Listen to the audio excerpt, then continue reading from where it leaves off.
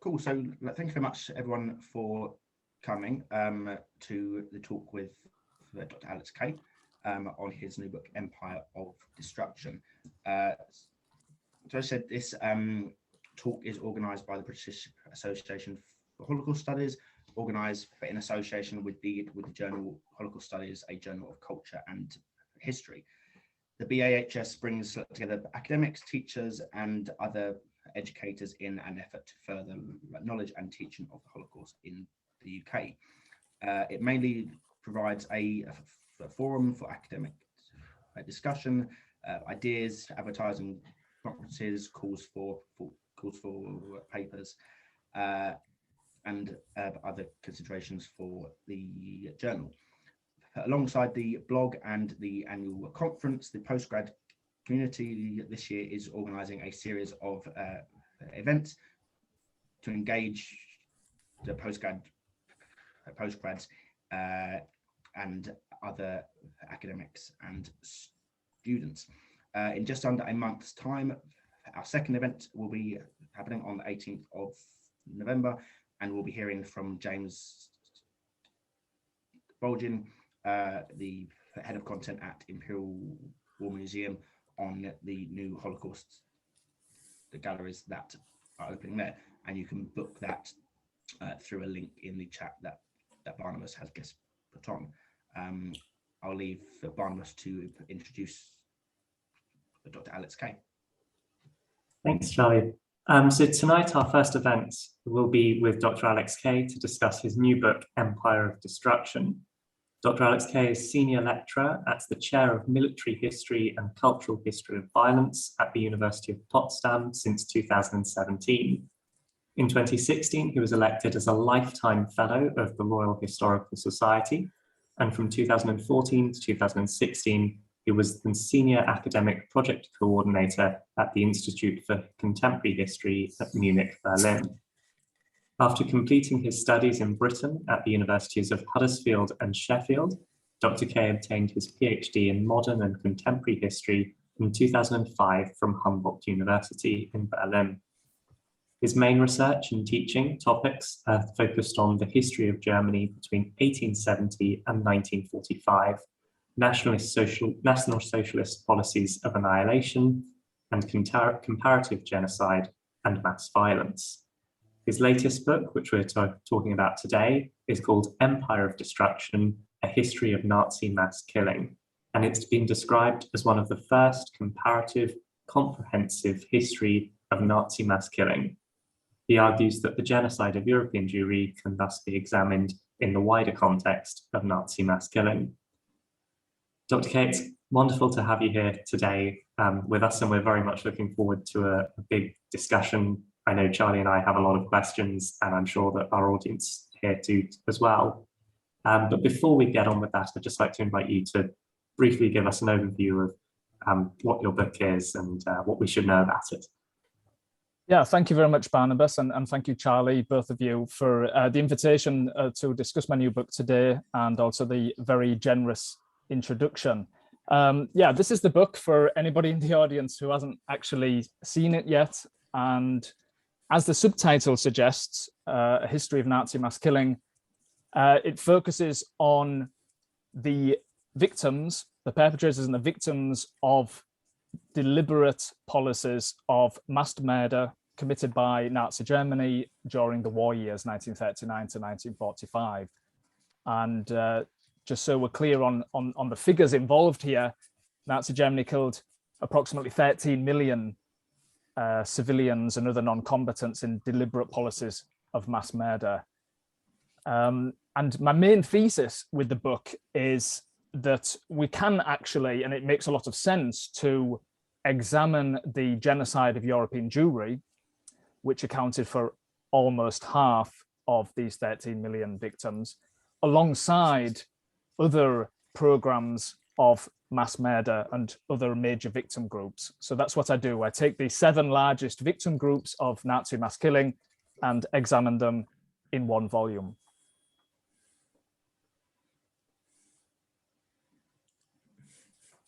Cool. So as we said, myself and Barnabas have various questions on your approach to the book, the content in it, and some of the methods that you adopt in it. We'll try not to assume prior knowledge of things that are in the book, but we have to do our best.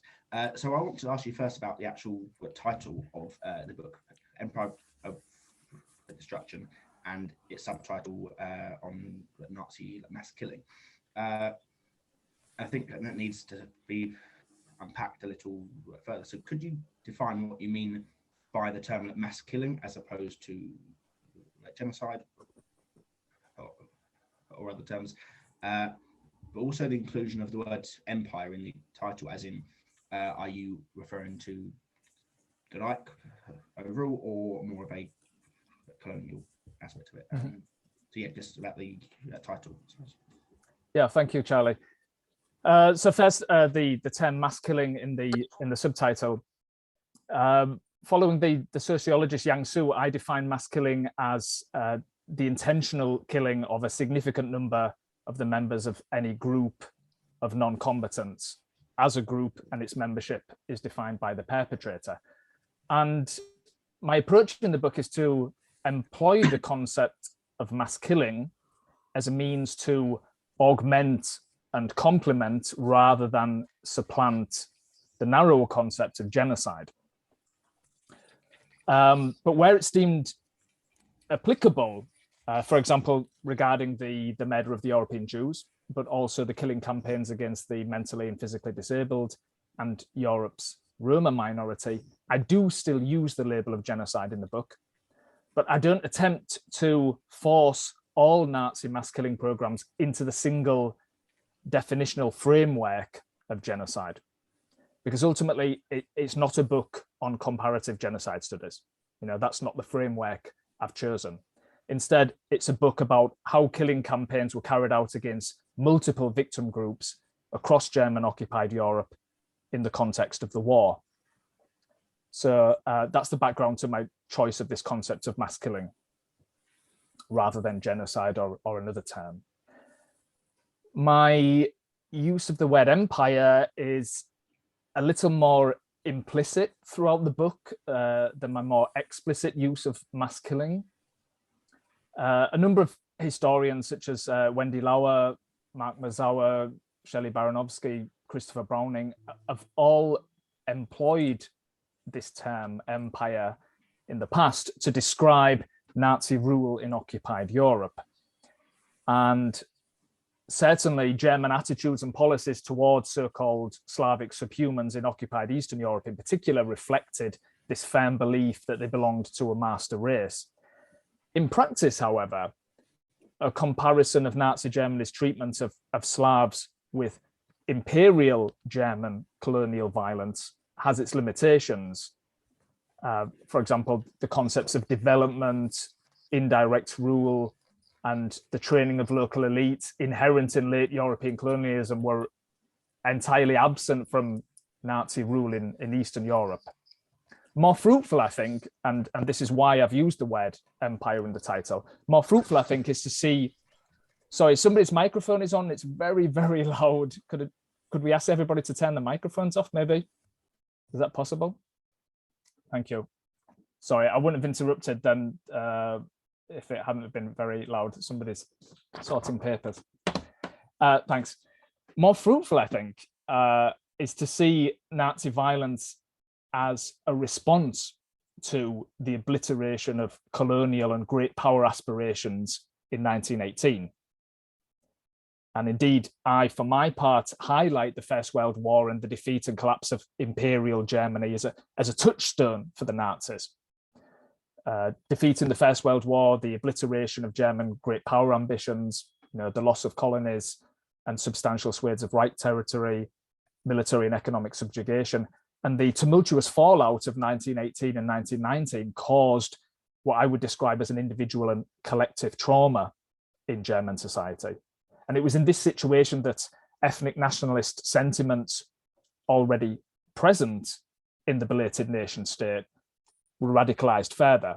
So not only was there a widespread conviction that what had gone wrong in 1918 had to be put right, but also a fervent belief that radical measures of an unprecedented nature were imperative in order to achieve this and to avoid a repetition of 1918, which was really the constant and inescapable point of reference for the Nazi perpetrators. It comes up again and again during the Second World War in their justification of these radical measures.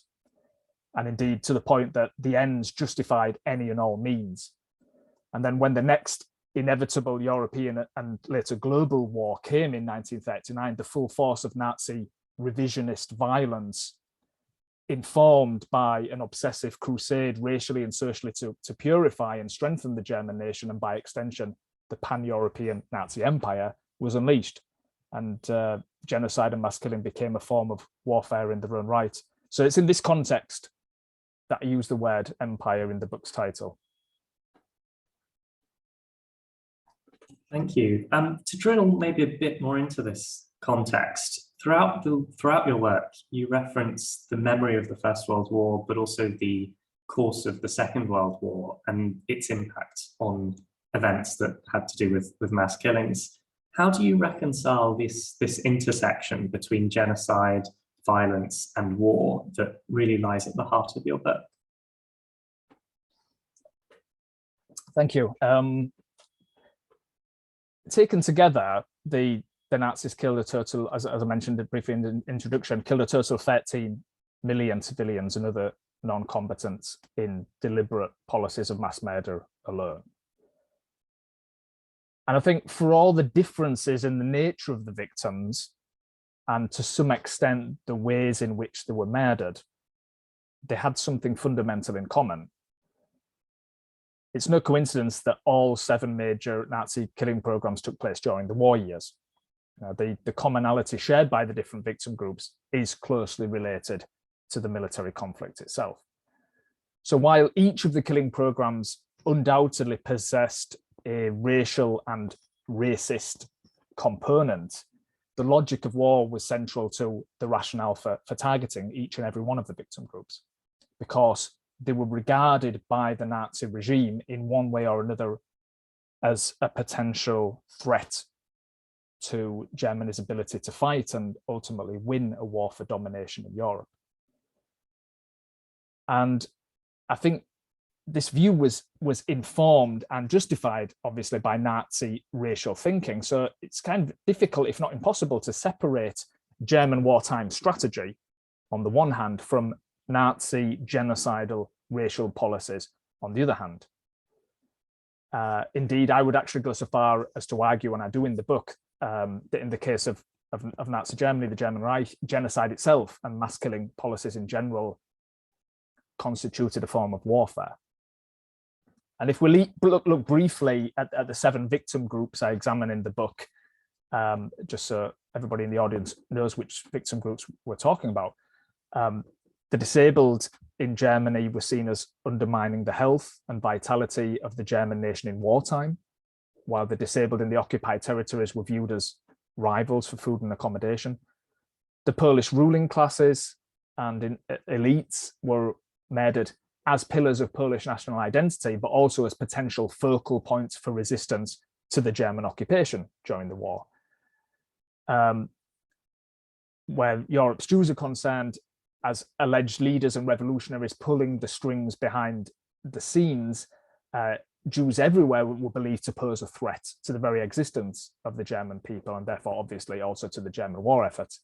Soviet prisoners of war and urban dwellers in the Soviet Union were regarded as direct competitors of German troops and the German home front for precious food supplies, which leaves rural populations in East and Southeast Europe. They were also suspected of aiding and abetting partisans, and that was the main reason why they were killed in huge numbers. And finally, Europe's Roma minorities, the 7th victim group that I examine, whether itinerant or sedentary, they were considered to be potential spies and a general factor of destabilization behind German lines. So in view alone, I would argue, of this intertwinement of war and extermination, it does make a great deal of sense to consider the different strands of Nazi mass killing together rather than in isolation from one another, which has often been the case in the past.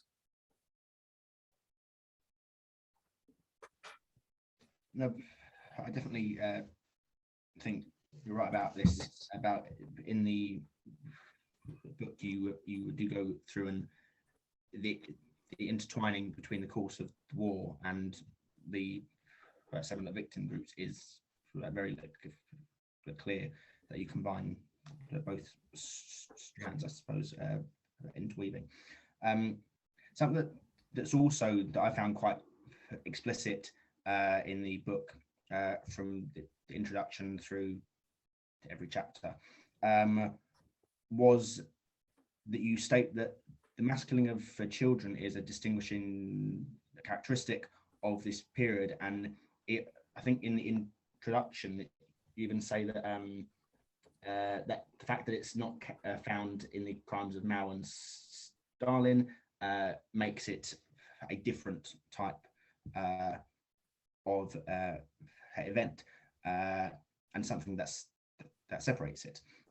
So I was wondering if you could say more about this aspect, as it obviously plays a very key role in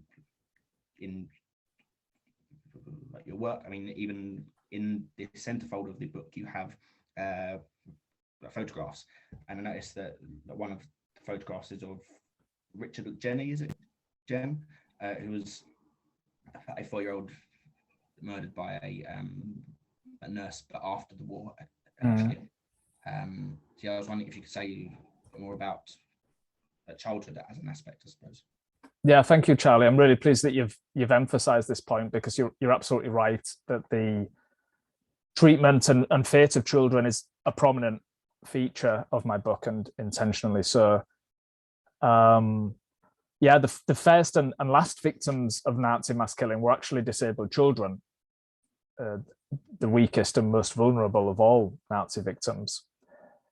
And I would actually argue that the mass murder of children is the most salient feature of National Socialist atrocities. You know, from the first victims of the child euthanasia campaign, via the 1.5 million murdered children of Jewish descent, which was more than a quarter of all victims of the Holocaust, to the so-called bandit children in the occupied Soviet territories, and especially young children succumbed to the starvation policy in various occupied Soviet territories.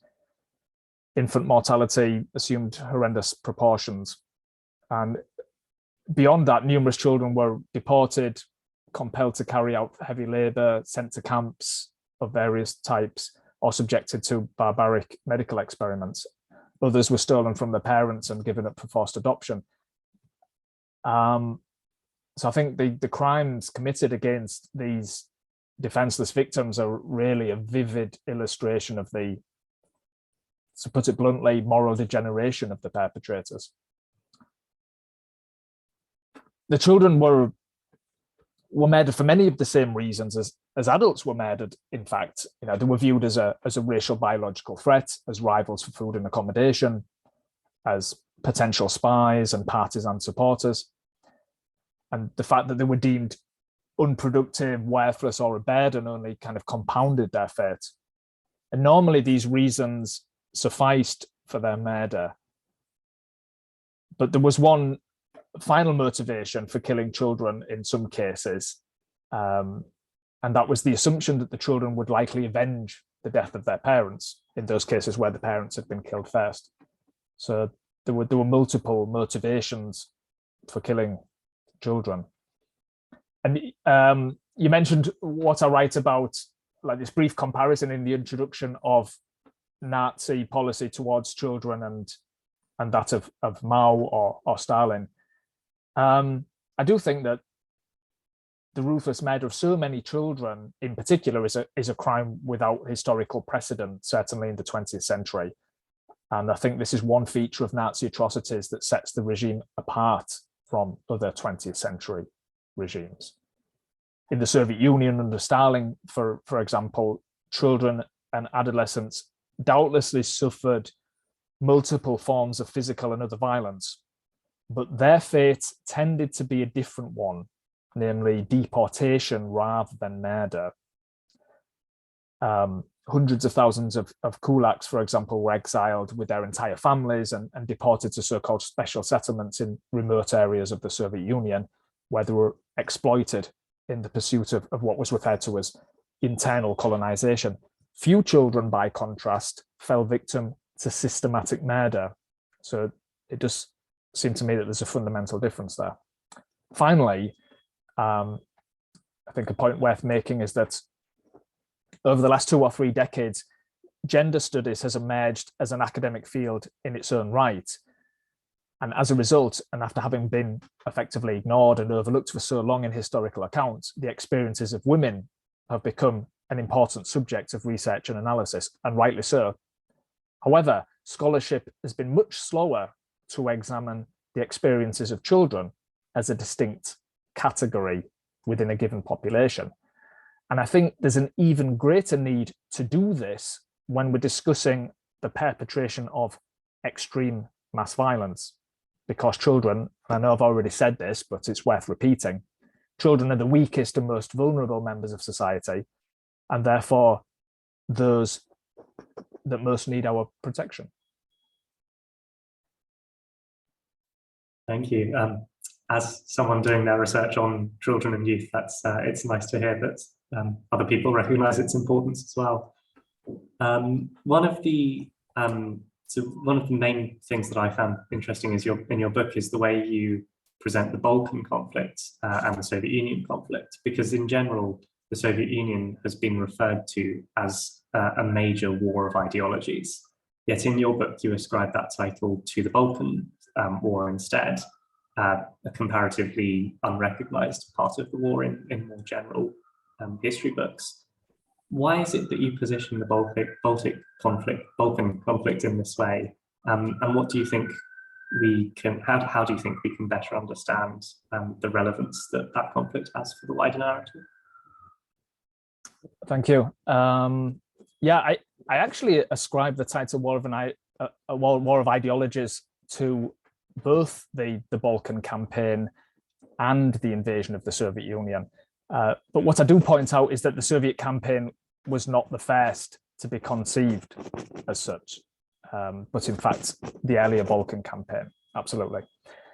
So just briefly on the kind of where I see the Balkan campaign in this development of violence in 1941, 4 days before the German invasion of Greece and Yugoslavia on April 6th, 1941, the chief of the Army General Staff, Franz Halder, issued an order in which the, quote, particularly important individuals that the two envisaged Einsatzgruppen, the SS task forces, one each in Serbia and Greece, were to seize, were explicitly identified as emigrants, saboteurs, terrorists, communists and Jews. And it was on this occasion that these last two groups, communists and Jews, featured for the first time in such an order. And importantly, also in relation to your question, Barnabas, Halder's instructions of April 2nd were issued in the context of preparations for the invasion of the Soviet Union. So it's in this context where I see the main relevance for the Balkan conflict. Halder's instructions were heavily influenced by preparations for the Soviet campaign that were already underway and constituted a qualitative leap in the combating of real and imagined enemies, because for the first time, as I said, communists and Jews were singled out in advance of the invasion itself. And therefore, Halder's order actually went further than the agreement reached between the SS and the German army a week earlier on March 26th, which had laid down the rules governing the relationship between the SS Einsatzgruppen and the Wehrmacht during the Soviet campaign, and which didn't actually explicitly include communists and Jews as target groups. So that's kind of the context of the conception of the Balkan campaign as a war of ideologies. The German invasion of the Soviet Union then in 2.5 months later, in June 1941 was certainly conceived as a war of ideologies against Judeo-Bolshevism. But not just that, it actually marked, as we know, a fundamental change in both the scope and systematic nature of Nazi mass violence. Because for the first time, mass murder of Jews and other racial and political opponents was the order of the day from the very outset of the military campaign, which was conducted in an unrestrained and blatantly ideological manner. And as a result, a situation developed where several major groups of non-combatants among the Soviet population in the territories invaded and occupied by German forces were targeted by Nazi mass killing policies purely on the basis of their belonging to these groups or being assigned to one or more of the groups by the perpetrators. Jews, psychiatric patients, Roma, urban dwellers in general, especially children, the sick and the elderly, and captive Red Army soldiers. In fact, the range of victim groups extended even further. Inhabitants of the countryside were also likewise at serious risk of succumbing to so-called pacification operations. Hundreds of thousands of residents of rural regions in Belarus, Ukraine, and Russia itself fell victim to German terror and reprisals carried out during the campaign waged against Soviet partisans, real and imagined. So to sum up, regardless of one's ethnic background, religion, physical and mental state, place of residence, or whether or not one wore a uniform, there was a very real chance of falling prey to the ubiquitous violence spread by German agencies in the occupied Soviet territories. Thank you very much, Alex. That answer on Barnabas's question. Just say if people do have questions for Alex, if they want to post them in the chat, and then we can ask them to him at the end of the talk. I suppose I want to move on to some of the methods that you adopt for the book, because in the book you draw on several micro examples. You draw on the victims, the perpetrators, the mix, but the majority of the time your book also has to deal with very large macro factors, because you're covering 7 victim groups over an entire continent. So how did you choose sources and histories you included based on this micro and macro consideration? Because it's not an easy balance to strike, either doing a micro history or a macro one. So how did you navigate that minefield?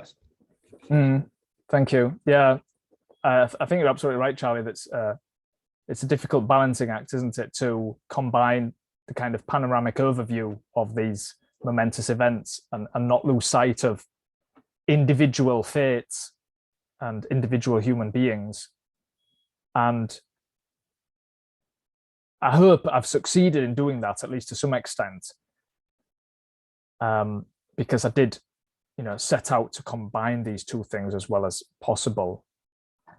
And this new book does in many ways kind of reflect the culmination of my long-term interest in specifically Nazi mass violence and genocide, as well as a greater focus on survivor and other victim testimony, alongside the focus on the perpetrators that characterize my previous works. And I think this was possible because there are now some magnificent resources available for survivor and other victim testimony. Maybe it'd be useful for me to cite a handful of examples that I drew from for this book. One was the Jewish Survivors of the Holocaust oral history collection at the British Library Sound Archive.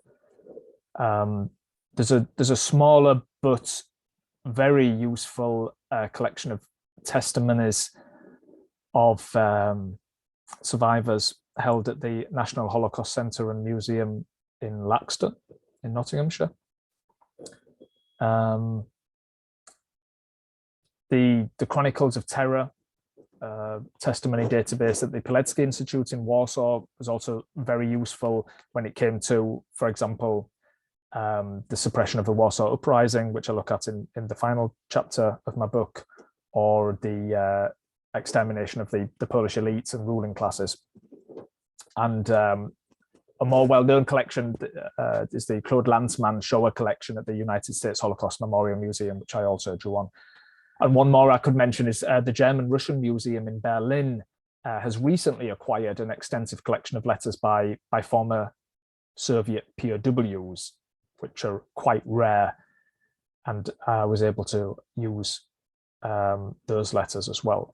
So in addition to drawing from these collections, I also made use of multiple published and unpublished letters and diaries by Soviet, Polish, and German civilians and officials. So the sources are there, you know, they are available, and I tried to include kind of as representative a selection as I could, but also focusing perhaps on less well-known sources and particularly powerful victim and survivor testimony, and I think that does result in this being quite a prominent feature of the book. Maybe one more word on the actual selection process. I wouldn't say that the sources and histories select themselves, but sometimes I have been fortunate enough to stumble across testimony so striking, or individual fates so striking, that I just felt they had to be included. For instance, the testimony of Josef Perl. He was an adolescent Jew. I don't know how well known it is actually, his testimony, but he was an adolescent Jew from Czechoslovakia who witnessed the shooting of his mother and 4 sisters in late 1941 at the age of 10. And living on his wits, he somehow managed to survive multiple ghettos and concentration camps and eventually reunite with his father some 20 years after the war. And he gave a very extensive post-war interview quite a few years after the war, actually, and that's really a remarkable testimony.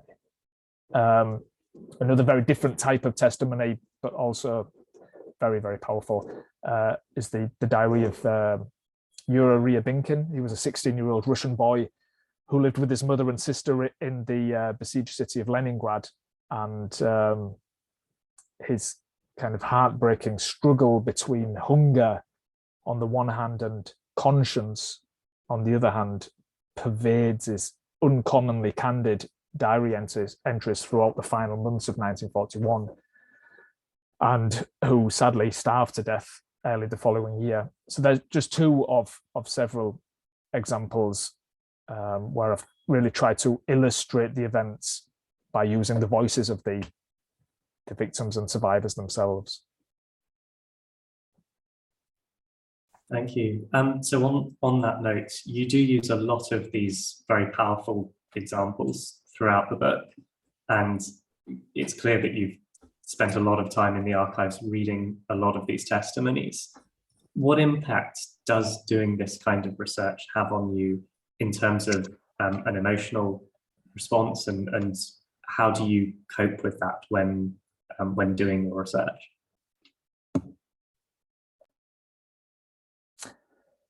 That's a really good question. I think it wouldn't be possible to write a book like this if every source I read left me in tears, if I'm honest. You do inevitably, and perhaps you have to, if you work in this area, you have to become a little bit, not exactly immune, but you have to be able to deal with this kind of horrific content on an emotional level, or it obviously wouldn't be possible to write a book like this. Having said that, I include a word of warning at the end of the introduction to the book, saying some readers may find this work emotionally hard to read. And to be honest, at times I found it emotionally hard to write. in particular when it came to the suffering of children and adolescents, without doubt. And I already emphasized the testimony of Josef Perl and Jura Ryabinkin. You know, I picked those two out, not least because they were children or adolescents at the time. And Jura's diary in particular still somehow refuses to relinquish its hold on me. It's just an extraordinary document from a 16-year-old in a besieged city, tortured by hunger. So, yeah, I'm not entirely immune to the content. Sometimes there are certain documents that I have to postpone reading, without a doubt. In terms of understanding, yeah, of course, researching and writing a work of this scale certainly leads to a greater understanding of the events and how something like this was possible. And I think that's the ultimate question, isn't it, for all of us working in this field? How was this possible? Can we explain it in some way? And I think I do attempt to do this throughout the book, but particularly in a more systematic way in the conclusion. And I do think that there are features and patterns common to all modern genocides or instances of mass killing, but there were also undoubtedly specifically Nazi motivations for mass killing. I remember someone at a party a few years ago asked me to explain in 3 sentences how it was all possible. And so I immediately said, I'd need more than 3 sentences to do that. And then we talked for an hour. And I'm sure we could have talked for another couple of hours after that. And I promised to be more concise on this occasion. I won't talk for an hour on it.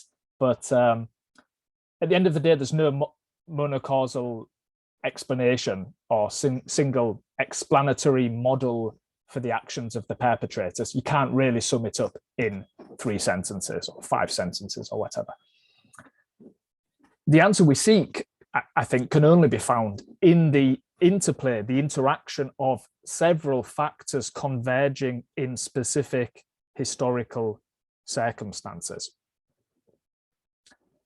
For instance, the conduct of the Holocaust perpetrators cannot be explained in terms of their ideology alone, and yet it cannot be understood without it, because anti-Semitism provided at all times a general absolution for the actions of the perpetrators.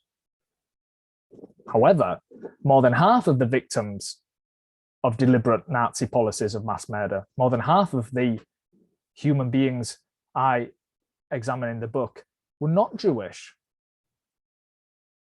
So anti-Semitism as a motivating factor cannot explain why, for example, German and Austrian perpetrators massacred Belarusian villagers, or starved German psychiatric patients, or gassed Austrian Roma.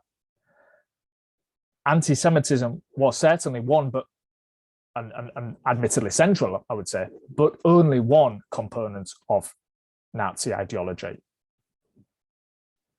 Alongside radical ethnic nationalism and biological racism, they were also key elements, and I think they're indispensable for explaining Nazi atrocities against non-Jewish victims. And I think these profound ideological convictions that I just mentioned, they weren't held by a few fanatics, but by hundreds of thousands of people at the same time and in the same place. And these people didn't only come from elite Nazi organizations like the SS. They also came in substantial numbers, for example, from the Wehrmacht, from the German armed forces, which with a total of 18 million members between 1935 and 1945, constituted a cross-section of the German male population at the time.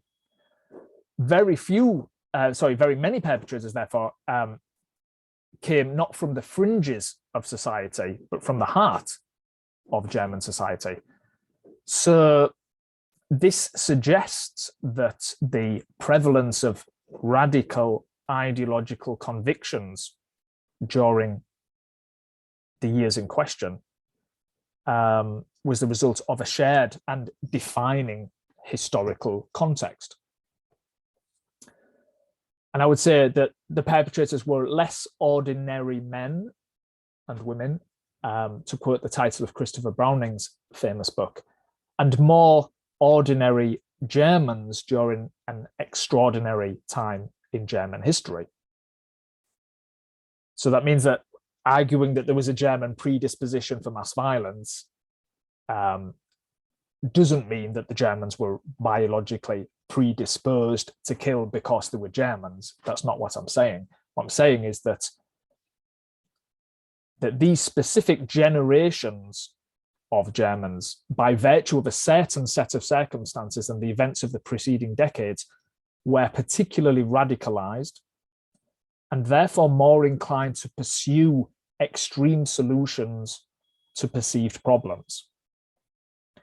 And I think there's another reason also why context is a key explanatory factor.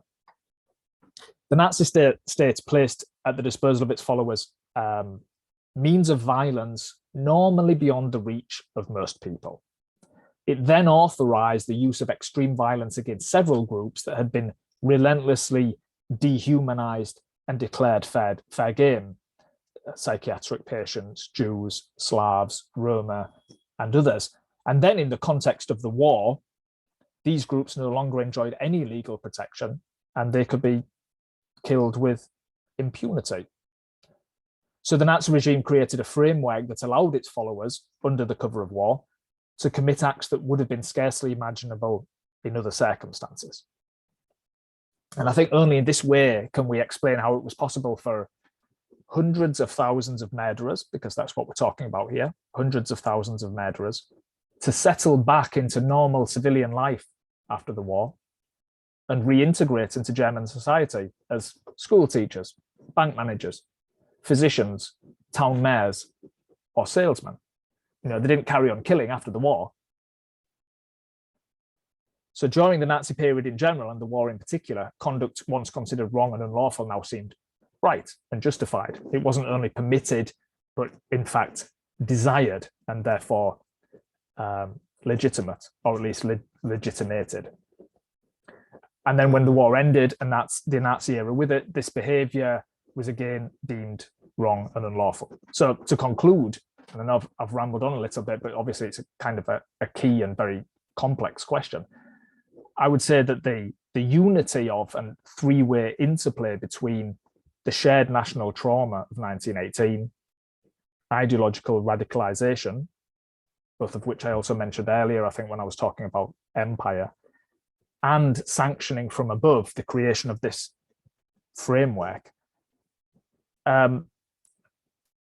This unity, this interplay between these three factors is, in my view, crucial to understanding the actions of the Nazi perpetrators. I hope I didn't stretch your patience there with that answer. I understood the question about understanding as to be quite broad, so I ran with it. No, I think it was a good full response to, because it's, as you say, like a very important part that underpins, I suppose, your research as a whole. So if it's all right, we'll move to some questions from people who posted in the chat. If we just work through them as they've come in. So there's a question from Chris, and he asked more about your distinction between the mass killing of groups and genocide, and says about, for example, Donald Loxham says the Holocaust, a genocide, or why not use this term? So I was wondering if you could say more about that.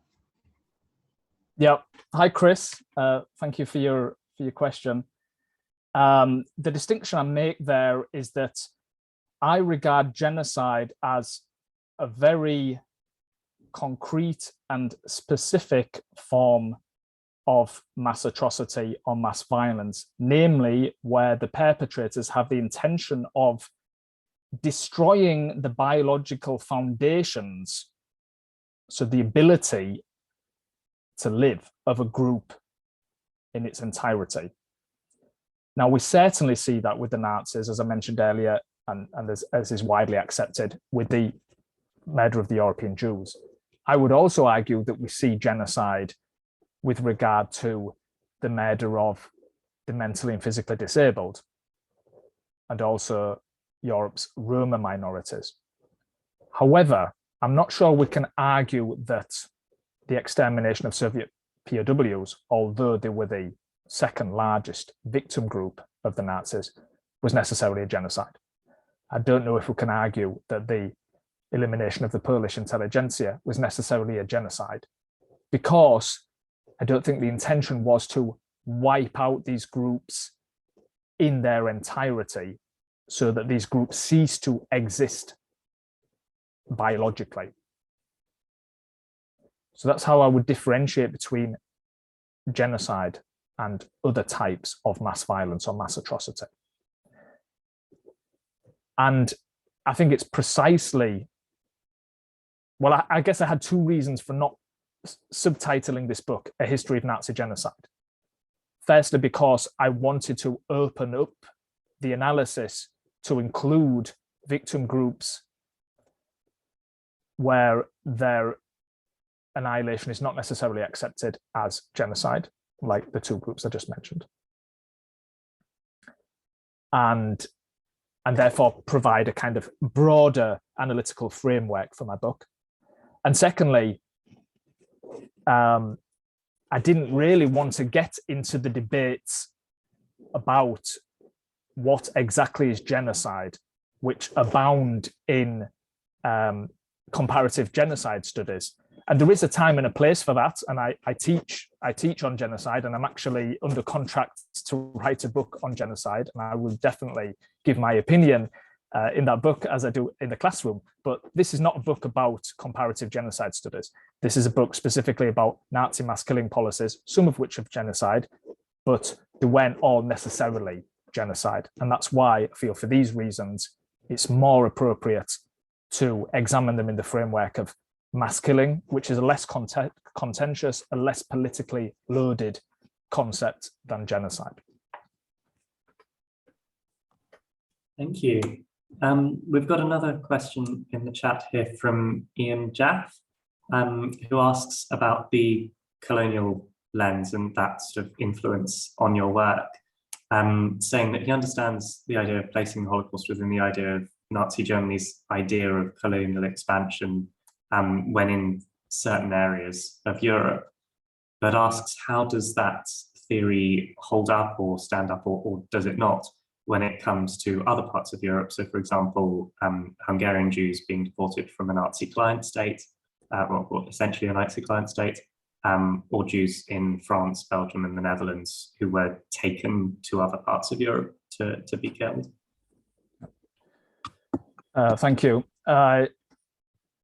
I'm sorry if I gave the impression that I examine the atrocities of Nazi Germany first and foremost in the context of colonial expansion, because I don't actually, and maybe my answer to that question was a little bit misleading, but I do remember saying that there were really limitations to using this colonial template when we look at the crimes of Nazi Germany. Yes, I do use the term empire, but not necessarily because I see a direct line of continuation between Imperial Germany's colonial policies and Nazi Germany. There are certain patterns, there are certain trends, but there's no direct line. And we see this first and foremost, for example, when it comes to the largest victim group, Europe's Jews, because colonial crimes tend to be based on racism, which is an ideology of superiority, that the colonizer regards itself as superior to the colonized. However, I would argue, and I'm not the only person who argues this, it's not my idea necessarily, but I agree with it. I would argue that anti-Semitism is actually an ideology of inferiority, that the Nazis felt inferior to the Jews and feared the Jews. And therefore, understanding the Holocaust as a colonial genocide is really missing the point. And I write that explicitly in the book. However, I'd like to add one more point, and this doesn't in any way detract from what I've just said. Ian writes, many victims did not come from areas where such colonial expansion was aimed at. True, but many of them did. About 2/3 of the victims I examine in the book came from the Soviet Union in the borders of June 1941, and that's another thing I tried to do with the book. Really focus on Eastern Europe and the horrendous suffering, particularly of Soviet peoples, but also of Polish people as well. Thank you very much, Alex, for that response to a complex question, actually. There's a question from Natalie, who asked about adults and children with cognitive disabilities and those being visible and less visible. So just how would you say the variety of experiences related to your thesis? For example, were children examined Asperger who survived the regime and adults who considered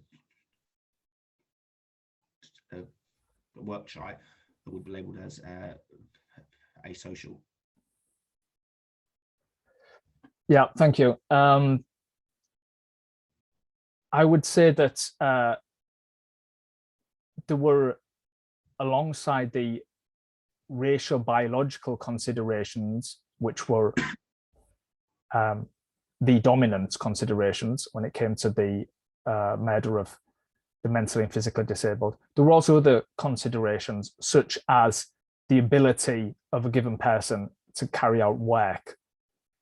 And that was also taken into consideration when deciding if a person should be immediately killed or maybe killed at a later stage. Their capacity to perform labor was a consideration, just as we see it with the Jews as well, that the capacity of Jews to perform labor was not the key criterion, but it was a consideration, particularly in the context of the war at a time where manpower was needed. So just because there are certain cases and instances that maybe at first glance suggest kind of a divergence from the rule, I would say they are actually, at second glance, they're actually exceptions that confirm the rule. And in many cases, it was only a stay of execution. So perhaps certain groups, and this applies to Soviet POWs, to Jews, to the mentally and physically disabled, they received a stay of execution initially. They weren't all killed immediately, but many of them ultimately were. I mean, you see this with the Soviet POWs in particular, that in autumn 1941, the decisive criterion is a Soviet prisoner of war in a position to work? Is he capable of working? If yes, he'll receive rations. If no, he'll starve to death, to put it bluntly. Yeah. So you do see these considerations. It's not just ideology. It's not just ideology. There are other considerations, and I think that's perfectly understandable in the context that we're talking about in a time of war. Thank you. I think this will probably have to be our final question before we close, because we're nearing 7 o'clock. And so we'll end with one on a very contemporary note, which is from Dominic Williams, who says that Holocaust educators often find that their students or members of the public have conceptions of the Holocaust that take forms as, wasn't it just, they say, the Jews who were victims, or equally that there were many other groups as well that get conflated into the Holocaust. And we usually think of this as a problem in understanding Does your work suggest that we might want to address this common misunderstanding or understanding in a different way?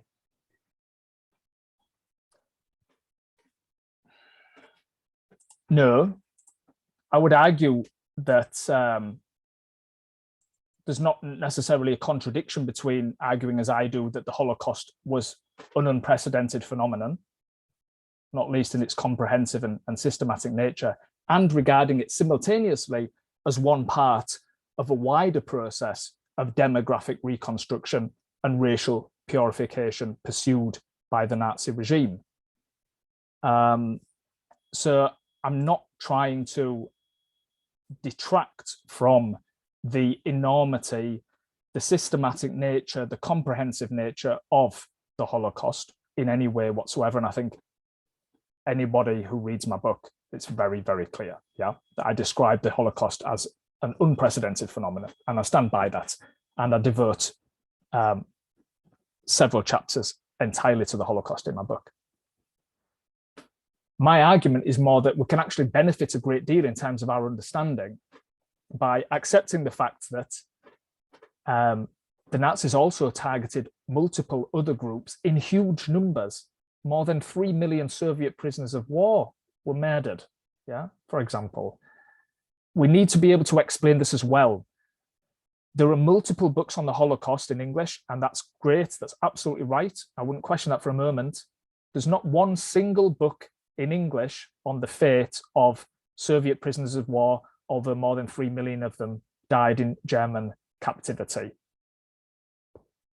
That has to be corrected. We need to know more about these other victim groups as well, not instead of the victims of the Holocaust, but in addition to the victims of the Holocaust, and also understand how it was possible that 13 million people were deliberately murdered in the space of 6 years by this regime that was at the same time conducting a war, you know?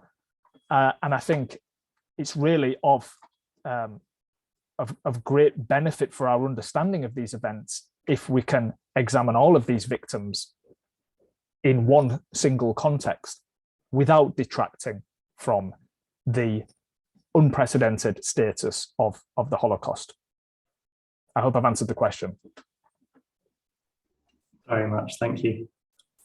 I was going to say, I think that's a good salient point to end the questions on. So apologies if we didn't get to ask your question. I'm sure if you wish to read Alex's good book, we sent around a flyer earlier today, which gives you a discount on it. So if you haven't already purchased it, good, then you can get a discount on it by using the code on there. So on that note, thank you very much, Alex, for taking the time to answer our questions and the questions of the audience. And thank you very much to everyone for coming and attending. Barnabas, do you want to add anything? Thank you very much. I've put again the discount flyer in the chat here, and would strongly encourage you all to get his book. It's been a fantastic read. Proud to have it on the desk. And thank you, Alex, again for speaking to us, and to everyone else for joining and asking such thought-provoking questions. We very much look forward to seeing you to another event. Thank you, Barnabas. Thank you, Charlie, for the opportunity and for the great questions, which I could hopefully provide meaty answers to. Thank you very much. Yeah, so we'll call it a day. If you do want to attend our next event, the link is if you scroll back up through the chat, you can book onto that there, which is in about a month's time. So yes, thank you very much, everyone, and have a good evening.